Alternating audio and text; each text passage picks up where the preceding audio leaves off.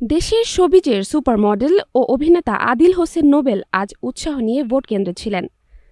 ঢাকার Gulshan model school and college কেন্দ্রে শতবর্ষী বাবা, মা ও স্ত্রীকে নিয়ে ভোট দিতে গিয়েছিলেন।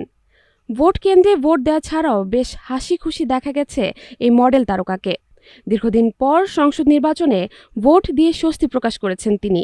নোবেল ভোট প্রদান শেষে বলেন, আমি যেটা সবার মধ্যে একটা এক্সাইটমেন্ট, এটা ভালো লাগছে।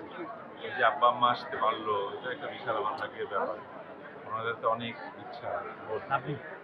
এবার ভোটের একটা জোয়ার চলছে, সবাই ভোট দিবে, সবাই ভোট দিবে। বাসার লোকজন সব চলে গেছে ভোট দেওয়ার জন্য। তো নিজেরাই যদি দিতে না পারি, আব্বা আম্মা বলছিল না আমরা যদি দিতে না পারি তাহলে তো ভোট হলো না। বললাম না, আপনারা দিবেন, একসাথে যাব, একসাথে সবাই মিলে ভোট দিলাম।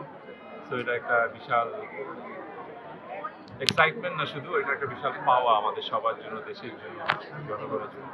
দুটা জিনিস আমি এখানে বলবো, একটা খুবই সবাই একটা শান্তির মধ্যে দিয়ে শৃঙ্খলা বজায় রেখে ভোট দিচ্ছে, সেটা ভালো লাগছে।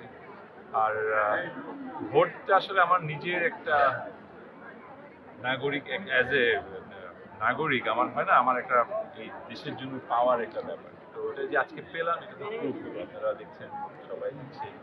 ইভেন আসার আগে আব্বা বলছিল এখানে কি যাওয়া যাবে, ভোট কি যাওয়া যাবে, অবশ্যই যাওয়া যাবে।